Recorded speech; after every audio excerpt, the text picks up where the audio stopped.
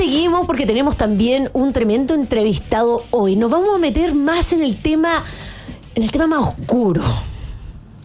Terrorismo, crimen organizado. Hoy tenemos un experto que tiene muchísima experiencia en este tema y además amigo de la casa, Pablo Urquizar, abogado académico y ex coordinador de la Macrozona Sur. Pablo, ¿cómo estás? Mara, un gran saludo a todos y también muy agradecido por la invitación para poder profundizar sobre un tema tan relevante como el terrorismo. Así es. Oye, Pablo, necesito hacer una introducción porque estos días han llamado mucho la atención por las declaraciones que dio la ministra de Seguridad argentina, Patricia Bullrich, respecto a la presencia de Hezbollah en Iquique. Y la verdad es que me pareció muy raro porque la discusión se dio un poco desde una calidad política, diplomática, que dijo, que no me dijo. Pero la verdad lo preocupante es pensar que efectivamente existe este grupo dentro de nuestro país. ¿Qué opinas tú de esta polémica que se dio y realmente el enfoque en el cual deberíamos estar preocupados, sobre todo las autoridades? Sí, yo creo que han habido cruces de declaraciones que la verdad que hablan en términos distintos, ¿cierto? Porque la ministra de Seguridad argentina, Patricia Bullrich, en el contexto de un programa de televisión, lo que dice es que está muy preocupada, ¿cierto?, por la existencia de Hezbollah en la triple frontera, que es el caso de Brasil, Paraguay y Argentina, ¿cierto?, y la amenaza que puede hacer a Argentina. Y a la vez habla, ¿cierto?, de la presencia que existiría, ¿cierto?, de personas de Hezbollah en Chile, ¿cierto? Ese es el contexto en que se da.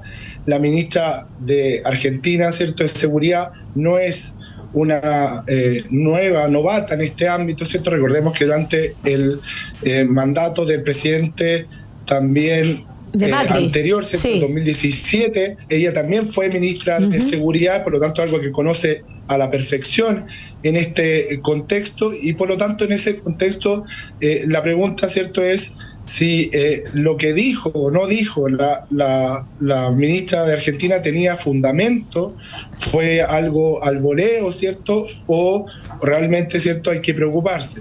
La respuesta del gobierno, la verdad es que fue en términos distintos a lo que dijo la ministra argentina. ¿Por qué? Porque la ministra lo que dijo es la presencia, y la respuesta del gobierno fue: Chile no tiene una amenaza directa de Hezbollah.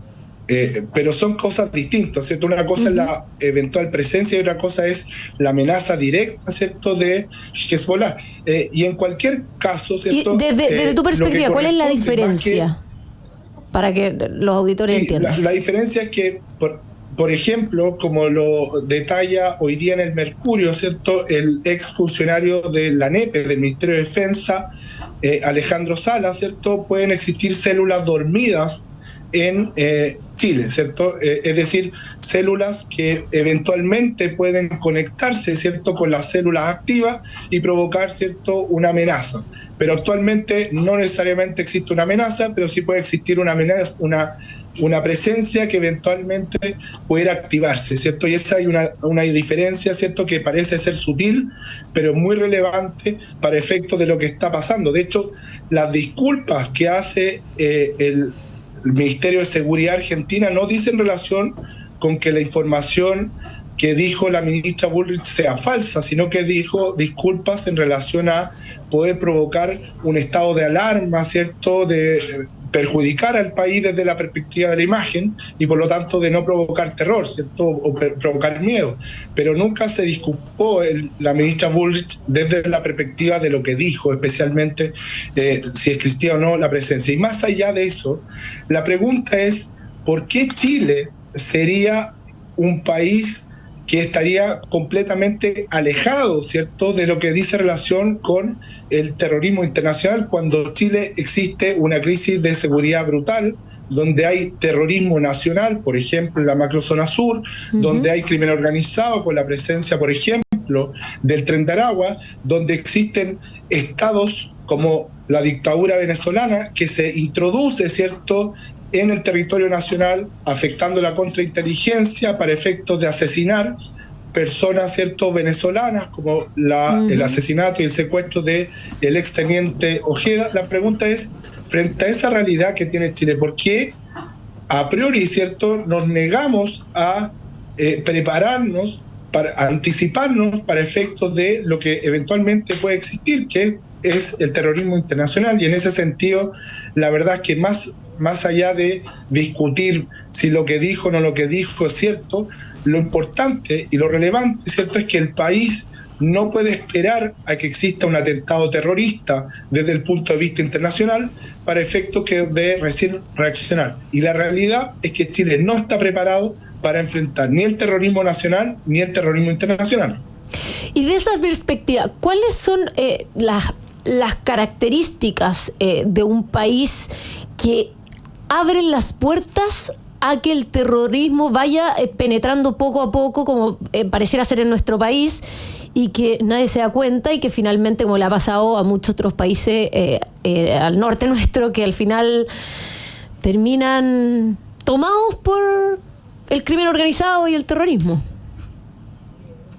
Sí, mire, acá yo creo que lo que hay que hacer es conocer y aprender de las experiencias comparadas, ¿cierto? Chile no es el único país que puede tener una amenaza al terrorismo. Ejemplo más gráfico y más familiar desde el punto de vista de Chile, ¿cierto?, es el ejemplo español. España tuvo un terrorismo muy fuerte desde la perspectiva nacionalista, ¿cierto?, que fue el terrorismo de la ETA, que duró entre 1958 y el año 2018, 60 años, ¿cierto? Pero en el intertanto, por lo tanto, todas las estrategias vinculadas al terrorismo en España estaban enfocando en el terrorismo nacionalista de la ETA, ¿cierto? Sin embargo, de repente, ¿cierto?, se produce el atentado más grande, ¿cierto?, que ha sufrido Europa en el suelo europeo y específicamente en España, como fue el atentado de Atocha, ¿cierto?, el 2004, el 11 de marzo de 2004, sí, donde una cantidad muy importante de personas fueron asesinadas, ¿cierto?, por un grupo yihadista, ya no con el terrorismo nacionalista, sino que con el terrorismo internacional. Y desde esa perspectiva España empezó a cambiar toda su lógica y empezó a elaborar una estrategia nacional contra el terrorismo que abordara integralmente el terrorismo tanto nacionalista de la ETA y el terrorismo también internacional como el yihadismo. Hoy día Chile tiene terrorismo nacionalista, como es el producido por la CAM, por la resistencia mapuche lafkenche, por la resistencia mapuche mayeco, etcétera, ¿cierto? Nada obsta que puede existir mañana terrorismo internacional, y la pregunta es ¿cuál es la preparación que tiene el país? Yo le pregunto al presidente Boric, a la ministra Tobá, ¿cierto?, ¿qué tenemos hoy día para enfrentar ese tipo de situaciones? No para perseguir, sino para prevenir, ¿cierto? Y la verdad es que los dos instrumentos que tiene un Estado para efectos de enfrentar el terrorismo son una estrategia nacional contra el terrorismo y la inteligencia. Y la estrategia nacional contra el terrorismo no existe, y segundo, la inteligencia también está en el suelo. Si pensemos nosotros que la ley de inteligencia es del año 2004. Desde el año 2004 no ha sido modificada un ápice, ¿cierto?, ningún artículo de la ley de inteligencia. Piensa tú, Mara, cuánto ha avanzado el crimen organizado en 20 años. ¿Cómo era el crimen organizado en Chile hace 20 años? ¿Cómo es hoy día? Bueno, y la ley de inteligencia sigue hoy día un proyecto de ley durmiendo en la Comisión de Defensa de la Cámara de Diputados, y por lo tanto, más que cuestionar a la autoridad argentina, yo creo que la prioridad es prepararse, es anticiparse y es aumentar la capacidad del Estado para enfrentar las mayores amenazas que tiene el país, que son el terrorismo, el narcotráfico y el crimen organizado. Y desde tu perspectiva, ¿tú crees que no nos hemos dado cuenta? ¿O no hay voluntad política? ¿O cuál es la razón por la cual no se están tomando las medidas necesarias? Aquí evidentemente esto no... la delincuencia común ya nos superó.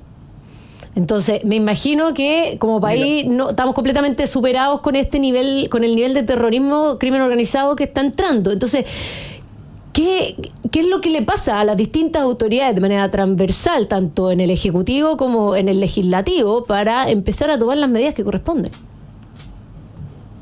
Sí, mira, yo creo que acá hay ideología, acá hay indiferencia, y hay excesiva confianza. Eso es lo que ocurrió durante mucho tiempo, ¿cierto?, en el país, donde efectivamente en su minuto la seguridad pública no era el principal tema del país, pero fue efectivamente esa confianza, fue la ideología que estaba presente también, que muchas veces lo que hizo fue, en vez de fortalecer las policías, fortalecer las Fuerzas Armadas, ¿cierto?, fue debilitarlas, ¿cierto?, desde el punto de vista del discurso político y también de las facultades. Y también desde el punto de vista de sentarse, quedarse dormido en los laureles frente a las reformas estructurales que necesita el Estado para poder enfrentar el terrorismo, el narcotráfico y el crimen organizado. Nosotros debemos entender una cosa, y es que el Estado necesita, más allá del gobierno de turno, el Estado necesita tener una superioridad de fuerza respecto del crimen organizado, el narcotráfico y el terrorismo. Si nosotros no tenemos esa superioridad desde el punto de vista legislativo, desde el punto de vista administrativo, desde el punto de vista económico, el crimen organizado que opera sin regla, sin ley, ¿cierto?, y con la ley del más fuerte, va a avanzar sustantivamente como lo ha hecho. Hace no mucho tiempo se decía que el Tren de Aragua era un invento, que no existía presencia del Tren de Aragua en Chile, y hoy día la verdad es que el Tren de Aragua está absolutamente ramificado, ¿cierto?, no solo en el norte de Chile, sino también está llegando a otras partes como Santiago y también el sur del país. Por lo tanto, en ese sentido, lo que hay que hacer es prevenir, y prevenir con una capacidad del Estado en donde se inviertan los recursos y se le dé la urgencia necesaria para poder tener las herramientas y las capacidades estratégicas para enfrentar, y esto es importante, Mara, hoy día lo que nosotros estamos viviendo no es un problema de seguridad pública. Hoy día lo que estamos viviendo es un problema de seguridad nacional. Es decir, lo que se está al final del día disputando son los territorios del país. Y cuando se disputan los territorios del país, lo que se está afectando o lo que se está disputando es la soberanía. El crimen organizado, el terrorismo, el narcotráfico, lo que quiere avanzar es en control territorial. ¿Para qué? Para tener soberanía territorial.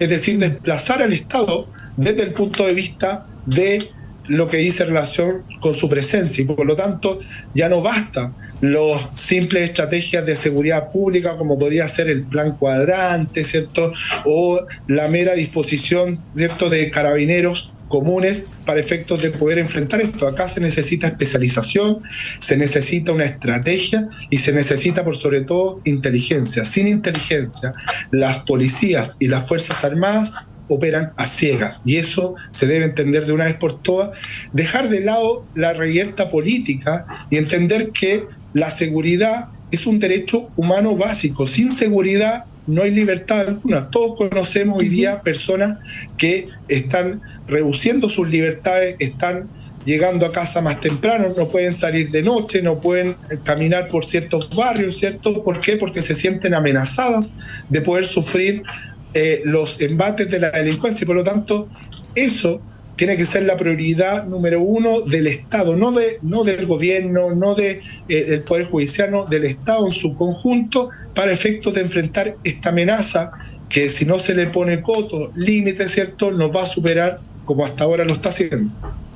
Bueno, estábamos conversando con Pablo Urquizar, abogado académico y ex coordinador de la Macrozona Sur. Nosotros tenemos que ir a una pausa, pero Pablo, muchas gracias por estar con nosotros aquí en Llegó la Hora. Nos quedó un poquito más claro el panorama, y la verdad es que vamos a estar pendientes de este tema porque nos afecta a nivel nacional y a futuro de manera tremenda. Ya estamos viendo las consecuencias de no tomar acción, y la verdad es que hay que hacer conciencia con este tema. Así que muchas gracias por estar con nosotros, y nosotros nos vamos a una breve